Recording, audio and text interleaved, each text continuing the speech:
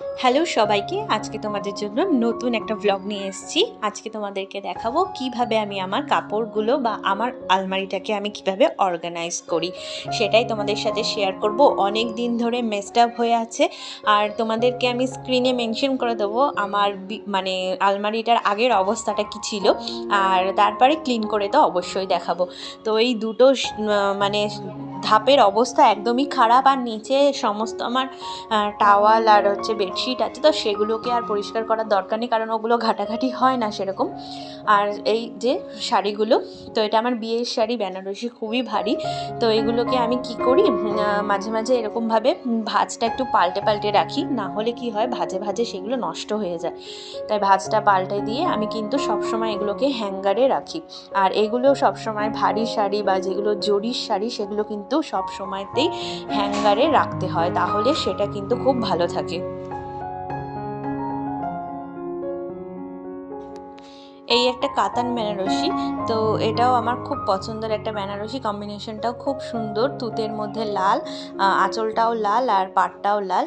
তো এই যে এবারে হচ্ছে হ্যাঙ্গিং করে রাখি, এভাবে ভাঁজ পাল্টে পাল্টে আমি সবসময় হ্যাঙ্গারেই রাখি ভারী শাড়িগুলো। আর যে শাড়িগুলো আমার খুব পছন্দের সেগুলোকেও আমি সবসময় হ্যাঙ্গারে রাখি, যাতে আমার নিতে আর সেগুলোকে পিক করতে সুবিধা হয়।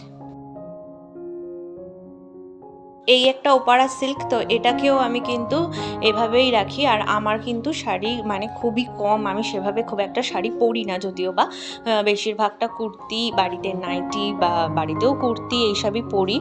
আর সেভাবে শাড়ি পরে ওঠা হয় না, কিন্তু আমার শাড়ি কিনতে আর মানে আলমারিতে রাখতে, মানে আমার আলমারিতে যে শাড়ি আছে সেটা সুন্দর করে সাজিয়ে রাখতে আমার খুব ভালো লাগে। এটা পাগলামও বলতে পারো, কিন্তু যাই হোক, মানে শাড়ি আমার পছন্দের, খুব একটা পরা হয় না, তাই আমি এখন খুব একটা কিনিও না। আর অনেক শাড়ি আমার এখনও মানে আমি একবারও পরিনি, এরকমও অনেক শাড়ি আছে। তো এই ওপারা সিল্কটাও আমার ভীষণ পছন্দের, আর কম্বিনেশনটাও খুব সুন্দর, রানী কালার আর হচ্ছে তুতে আকাশির মধ্যে। এটা তুতে না প্রপার, এটা হচ্ছে আকাশি, আগেরটা ছিল একদম তুতের মধ্যে। তো এই যে দেখো, এই ভারী ভারী শাড়িগুলোকে কিন্তু আমি এইভাবে হ্যাঙ্গিংয়ে করে রাখি। এই একটা শাড়ি, এই একটা কাঁথা স্টিচের শাড়ি, জামদানি, এই একটা ভারী শাড়ি। তো এভাবেই আমি কিন্তু হ্যাঙ্গারে ভালো করে সাজিয়ে রাখি, যাতে সুবিধা হয় আর কি, নিতে সুবিধা হয়। আর আমার পছন্দের এগুলো শাড়িগুলো, তো সেগুলো যাতে মানে চোখের সামনে থাকে, পরার সময় মানে অসুবিধা হয় না যাতে খুঁজতে, সেভাবেই রাখি। আর সেভাবেই করা উচিত, যেগুলো সব সময় তোমাদের বেশি পছন্দের হয় বা বেশি বেশি তোমরা ইউজ করো, এবং ভারী শাড়িগুলো, জরি লাগানো শাড়িগুলো, সেগুলো কিন্তু এভাবে হ্যাঙ্গারে রাখলে কিন্তু শাড়িগুলো খুব ভালো থাকে। আর ভাঁজটাও সেভাবে একদম কি হয়, আমরা যখন ভাঁজ করে করে রাখি আলমারির মধ্যে, ভাঁজটা খুব বেশি পড়ে যায়, কিন্তু হ্যাঙ্গারে রাখলে সেভাবে ভাঁজটা কিন্তু আসে না, তখন কিন্তু সেগুলো নষ্টও কম হয়।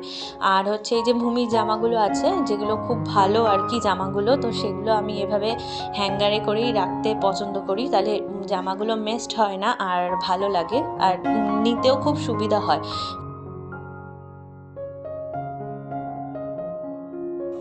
তো ভূমির বেশি যে ভালো যে জামাগুলো আছে সেগুলোকে আমি এভাবে হ্যাঙ্গারে রাখি, তাহলে আমার নিতেও সুবিধা হয় আর দেখতেও ভালো লাগে, আর জামাগুলো ভাঁজ টাজও বেশি একটা হয় না, দেখতেও সুন্দর লাগে, আর জামাগুলো থাকেও খুব ভালো।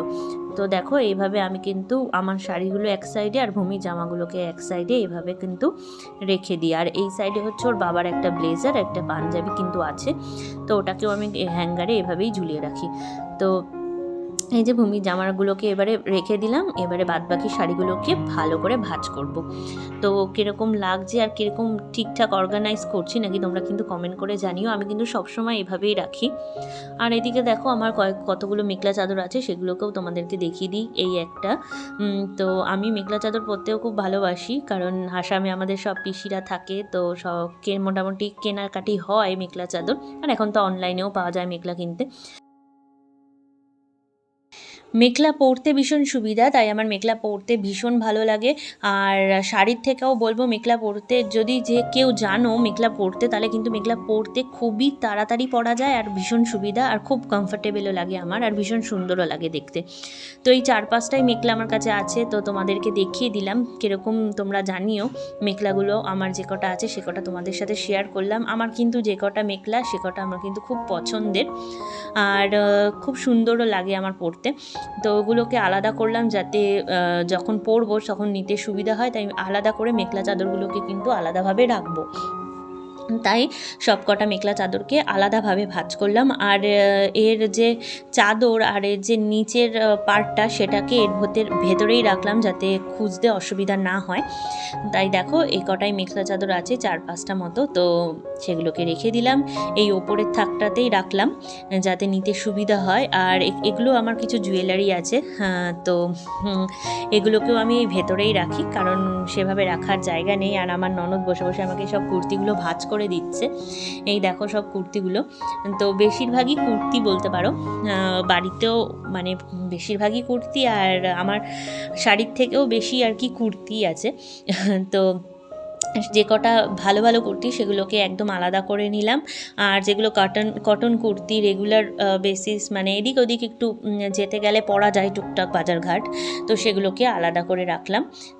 আর কিছু টপসও আছে সেগুলোকেও আলাদা করে রাখলাম। এই যে রেগুলার বেসিসে যে কুর্তিগুলো আমরা এদিক ওদিক যেতে পরতে পারি সেগুলোকে আলাদা করে রাখলাম যাতে নিতে সুবিধা হয়। আর এগুলোও কিন্তু আমি এই যে ওপর থাকে একদম সামনেটায় রেখে দেব যাতে আমার নিতে সুবিধা হয়। আর সামনে থাকলেও মানে তাড়াহুড়োর সময় আমার যখনই বেরোনো তখনই মানে আমার তাড়াহুড়ো থাকে, কারণ মেয়েকে নিয়ে যেতে হয়, ওকে রেডি করতে হয়, তাই ওপরের দিকেই রাখি যাতে খুঁজতে না হয়। আর বেশি যেহেতু কুর্তাটাই পরি তাই জন্য কুর্তাটাই আমি সবসময় প্রেফার করি সামনে রাখার জন্য। তো এই দেখো অনেকগুলো কটন কুর্তি, সেগুলো একদমই সামনে রাখলাম যাতে সুবিধা হয়। আর কটন কুর্তি আমার পরতে ভীষণই ভালো লাগে। তো এই যে ওপরটা একদম গোছানো হয়ে গেল, এবার চলে যাব নিচের থাকটায়। সবার আগে জামদানিগুলোকে আলাদা করব, কারণ কোথাও বেরোতে হলে না অনেক সময় ইচ্ছা করে যে জামদানি পরি, তো সেই ক্ষেত্রে নিতে অসুবিধা হয়। তাই জামদানিগুলোকে একটু ছোট ছোট করে ভাঁজ করে রাখবো যাতে নিতে সুবিধা হয়। আর ভাজে ভাজে চেঞ্জও হয়, সেটা শাড়ির পক্ষে ভালো, কারণ আমি একদমই শাড়ি পরি না। বেশিরভাগই শাড়ি আমার একদমই নতুন বলতে পারো, খুবই কম পরি। তো এই শাড়িটা আমি একবারই পরেছি জানো তো, এই শাড়িটা আমি আমার সাদে পরেছি, আর আমার ফ্রেন্ড একবার পরেছিল আমার এই শাড়িটা, তো এই দুবারই পরা হয়েছে। ও পরেছে একবার, আমি পরেছি একবার। আর এইটা একদমই কটন, এটা আমাকে ভাত কাপড়ে দিয়েছিল আমার শাশুড়ি মা, তো এটা পরেছেই অনেকবার। তো এটাও খুব ভালো লাগে। আর এটা একটা সিল্ক জামদানি শাড়ি, কিন্তু আমার খুব যে একেবারে অনেক শাড়ি তা কিন্তু নয়, অনেক কম। আর আমার মেয়ে এদিকে ক্যামেরাটাকে নিয়ে যে কি করছে, আর এদিকে সব হ্যান্ডলুমগুলোকে এবার আলাদা করছি। অনেক হ্যান্ডলুম আর অনেকগুলো শাড়ি আমার ওই বাড়িতেও আছে, তো ওই বাড়ি থেকেও আনতে হবে।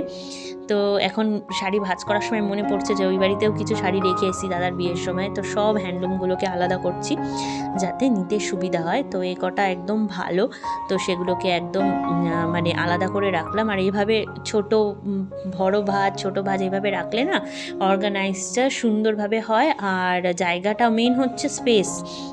আলমারিতে কি বলো তো, আমাদের 3 জনের এত জামা কাপড় মানে ঠাসা একদম ভরে থাকে। তো এই সাইডটাই আমি গোছাচ্ছি, ওই সাইডটা আজকে আর গোছাবো না, শাড়িগুলোই গোছালাম, সেগুলোই তোমাদের দেখালাম। তো এইভাবে রাখলে কি হয়, জায়গাটা অনেকটা পাওয়া যায়, অনেকগুলো শাড়ি রাখা যায়। আর এই যে ইনি রাখবেন একটা শাড়ি, ও রাখবেই ওই শাড়িটা, তো রেখে দিয়ে এই যে এবার বন্ধ করে দিল, বলছে হয়ে গেছে টাটা বাই। তো দেখো মোটামুটি দুটো সেলফ কিন্তু আমি গুছিয়ে ফেলেছি। আর আমাকে কিন্তু অবশ্যই আমার ননদ খুবই সাহায্য করেছে, ও সব কুর্তিগুলোকে একদম ভাঁজ করে দিয়েছে, আর শাড়িগুলো আমিই ভাঁজ করেছি। এভাবে কিন্তু আমি অর্গানাইজ করে রাখি। আর নিচে সব বেডশিট আর টাওয়াল। তো ভালো লাগলে লাইক কমেন্ট করতে ভুলো না, সাবস্ক্রাইব করো। Bye bye.